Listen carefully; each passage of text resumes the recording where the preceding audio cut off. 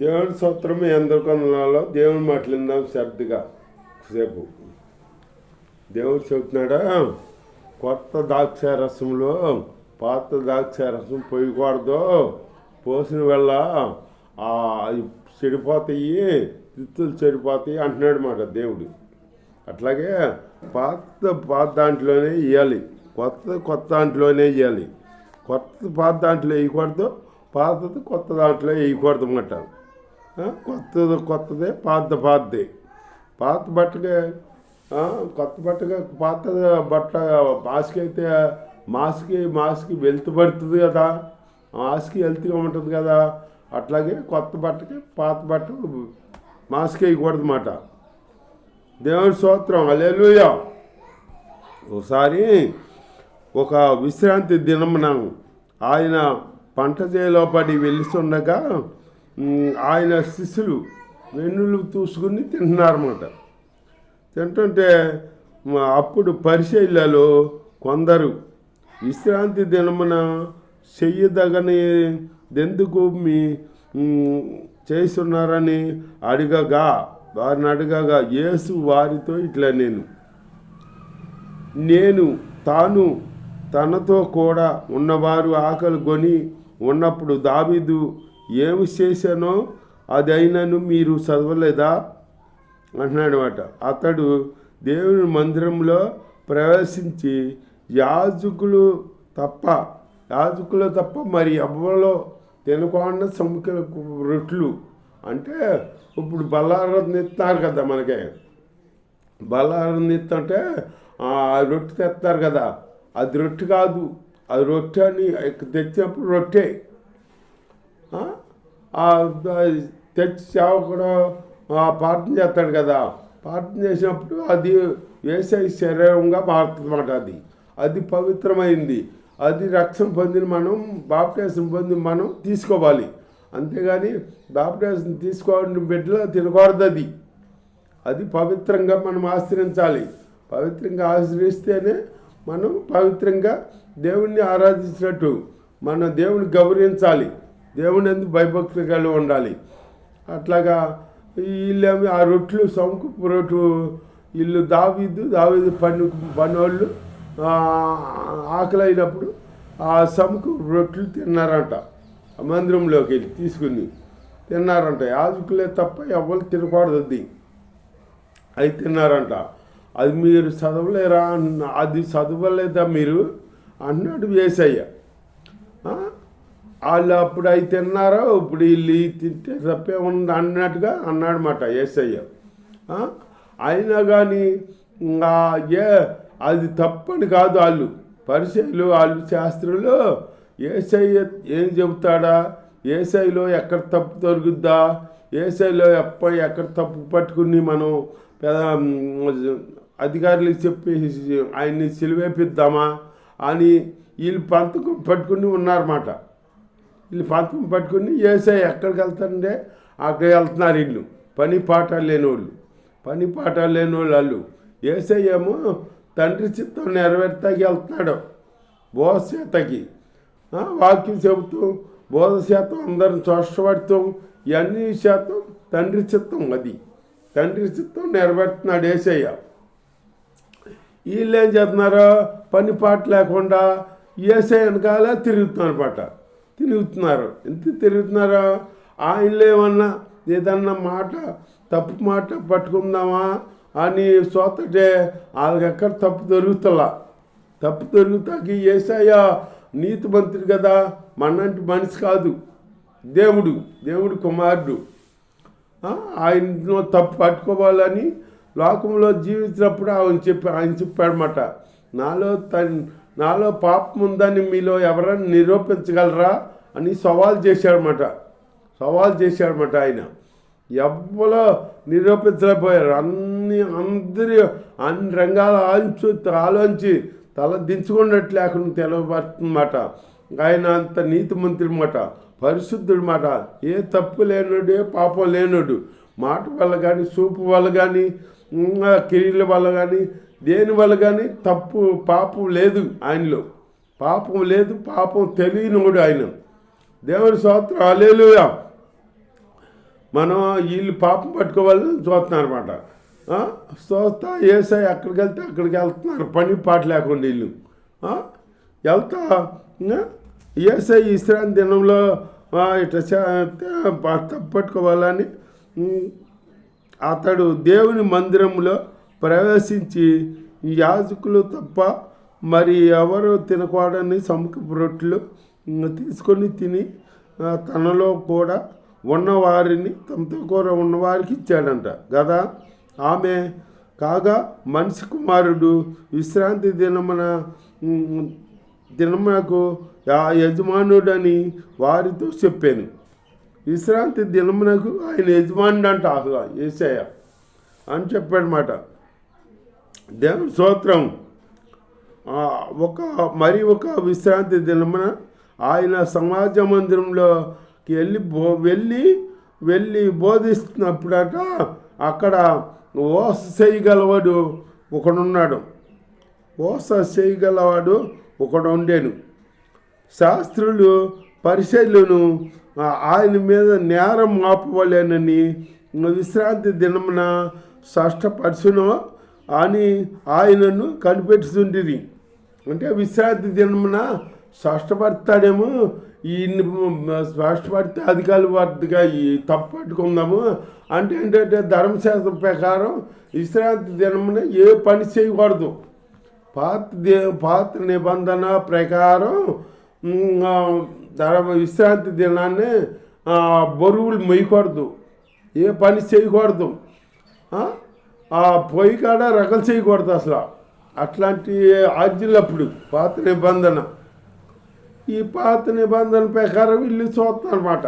యేసయ్య ఈ విశ్రాంతి దినాన ఇతను షష్ఠపడతాడేమో చూద్దాము, షష్ఠపడితే విశ్రాంతి దినాన్ని ఏ పని చేయకూడదు కదా, ఇతను షష్ఠపరిచాడని చెబుదామని చూశారన్నమాట. ఇప్పుడు విశ్రాంతి దినాన్ని ఏ బరువులు మొయ్యకూడదని చెప్పాడు యేసయ్య. మోసే ధర్మశాస్త్ర ప్రకారం ఏ బరువులు మొయ్యకూడదో, ఏ పని చేయకూడదు అని ఉంది. అంతేగాని ఒక మనిషి నశించిపోతుంటే బతికించకూడదని ఏమి లేదు కదా, బతికించకూడదని లేదు కదా. వీళ్ళు అవివేకులు కాకపోతే ఏసైను తప్పట్టుకోవాలని ఉన్నారు కాబట్టి అంటున్నారు. యేసయ్య మనిషిని బతికించకూడదని లేదు అక్కడ ధర్మశాస్త్రం. బరువును మోయకూడదు, అబద్ధం ఏ పని చేయకూడదు అని విశ్రాంతి దినాన్ని చేయకూడదని ఉంటాయి. పని చేయకూడదని ఉంది కానీ మనిషిని బతికించకూడదని లేదు కదా. దేవుని స్తోత్రం. వీళ్ళంతా అవేకులు వీళ్ళు అట యేసయ్యని తప్పట్టుకోవాలని తిరుగుతున్నారన్నమాట. వీళ్ళు తిరుగుతున్నారన్నమాట. దేవుని స్తోత్రం. అయితే ఆయన వారి ఆలోచన పెరిగి ఓస చేయగల వారితో నీవు లెగిసి నీ మధ్యను నిలువమన్నాడు. నీవు లెగిసి మధ్యను నిలువ అన్నాడు. మధ్యను నిలువని నిలువుము.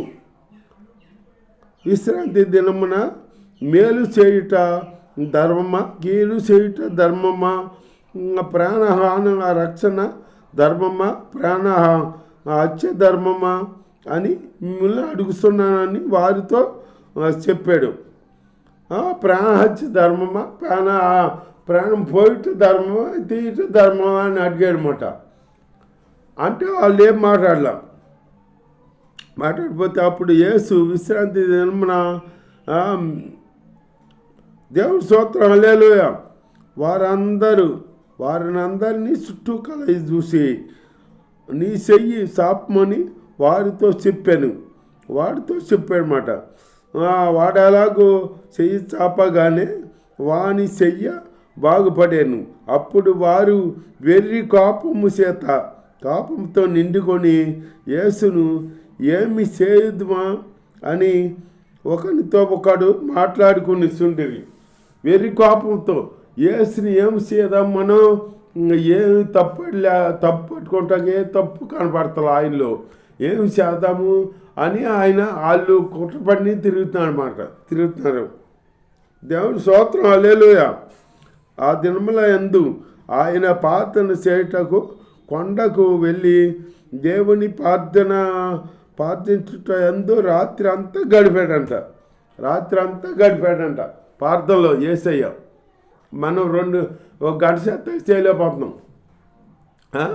ఆ రాత్రి అంతా ప్రార్థనలో గడిపాడంట యేసయ్య. అలాగే మనం ప్రార్థనలో ఎక్కువ గడపాలి రాత్రికాలం. దేవుని స్తోత్రం. ఉదయం అయినప్పుడు ఆయన తన శిష్యులను పిలిచి వారిలో ఉదయం అయినప్పుడు ఆయన శిష్యులు పిలిచాడంట. పిలిచి వారితో ఎట్లా నేను 12 మందిని ఏర్పరిచి వారికి అపోస్తలులు అని పేరు పెట్టాను. అపోస్తలు అని పేరు పెట్టాడంట వాళ్ళకి. వీరెవరనగా ఆయన ఎవరికి పేతురు అను మారు పేరు పెట్టానో ఆ సీమోను, అతని సహోదరుడైన ఆంద్రియ, యాకోబు, యోహాను, పిలుపు, బత్తముల, వీళ్ళందరూ 12 మంది శిష్యులు. వాళ్ళందరికీ అధికారం ఇచ్చాడు. అపోస్తలుని పేరు పెట్టాడనమాట దేవుని స్తోత్రం. హల్లెలూయా. ఆయన వారితో కూడా దిగివచ్చి మైదానమందు నిలిచినప్పుడు ఆయన శిష్యుల గొప్ప జన సమూహమును ఆయన బోధ వినుటకు తమ రోగములను కుదుర్చుకొనుటకు యోదయ దేశము అంతటి నుండి యెరూషలేము నుండి తూరు సీదోనుల పట్టణముల నుండి సముద్ర తీరముల నుండి వచ్చి బహుజన సమూహములు అపవిత్ర ఆత్మలను చేత బాధించబడి వారును వచ్చి స్వస్థత నొందిరంట. ప్రతి పట్టణం యెరూషలేం నుంచి వచ్చారంట, సముద్ర తీరం నుంచి వచ్చారంట, అన్ని సాట్ల నుంచి వచ్చి సీదోను ప్రాంతముల నుండి అన్ని పక్కల నుంచి వచ్చి స్వస్థత పొందారంట. యేసయ్య ఎన్ని కార్యాలు చేస్తున్నాడో అన్ని కార్యాలు చేసే దేవుణ్ణి సంపాదన చూస్తారు వాళ్ళు. అబేకులు కాకపోతే, మూర్ఖులు కాకపోతే ఏమన్నా లాభాలున్నాయి? దేవుడి స్తోత్రం. మంచి వాళ్ళని ఎవరైనా బతుకున్నారు. ఎప్పుడైనా మంచి వాళ్ళని ఎవరైనా బతుకున్నారు అన్నమాట. కనుక జన సమూహం అంతయో ఆయన చుట్టూ ముట్టవలేనని ప్రయత్నించారు. ప్రయత్నించారంట. ఆయన అంతటా ఆయన తన శిశువుల తట్టు పారచూసి ఇట్లా నేను దేవుడి స్తోత్రం. బేదలైన మీరు ధన్యులు అన్నాడనమాట. దేవుని రాజ్యం మీది అన్నాడనమాట. బేదలకు ఇక్కడ విలువ ఉంటుందా? విలువ ఉండదు. బేదవాడిని అసలు ఇప్పుడు విందు చేస్తున్నారనుకో, ఆ విందులో భోజనానికి కాదు రానివ్వరాళ్ళు. అక్కడ వెళ్ళిపో అంటారు. ఈ దేవుడు చెబుతున్నాడు ఇక్కడ భేదవాళ్ళు మీరు దండ్లు, మీదే పరలోక రాజ్యం అంటున్నాడు దేవుడు. మీదే పరలోక రాజ్యం అంటున్నాడు. ఇప్పుడు ఆకలి కొనుస్తున్న మీరు ధన్యులు, మీరు తృప్తిపరచబడుదురు. ఇప్పుడు ఏడ్చుతున్న మీరు ధన్యులు, మీరు నవ్వుదురు. మనిషి కుమారు నిమిత్తము మనుషులందరూ మిమ్మును ద్వేషించి వెలివేసి నిందించి మీ పేరు చెడ్డదని కొట్టువేసినప్పుడు మీరు ధన్యులు అంటున్నాడు అన్నమాట దేవుడు. ఆ దినమున మందు మీరు సంతోషించి గంతులు వేయండి అంటున్నాడు. సంతోషించి గంతులు వేయమంటున్నాడు దేవుడు. ఎవరన్నా మనల్ని హింసిస్తే మనల్ని ఎగతాలు చేస్తే మనకు సంతోషం గంతులు వేయాలని అనిపోదు కదా. ఇక్కడ వేసేది చెబుతాడు, మిమ్మల్ని హింసించినప్పుడు మీరు సంతోషించండి, మీరు గంతులు వేయండి అంటున్నాడు దేవుడు. మీ ఫలం అధికమవుతుందన్నమాట. సంతోషించండి, గంతులు వేయండి అన్నాడు దేవుడు. మీ ఫలము పరలోకమందు గొప్పదై ఉండును. వారి పితరులు ప్రవక్తలకు ఇదే విధముగా చేసిరంట. అలా మనం దండ్లు అప్పుడు మనం చెడ్డవారిని కొట్టివేయినప్పుడు మీరు ధన్యులు అంట, అప్పుడు మనం ధన్యులు అవుతా ఉంటా. అలాంటి జీవితం మనం దేవుని ప్రేమించే బిడ్డలో మనం ఒకరు ఊసి తీయకూడదు.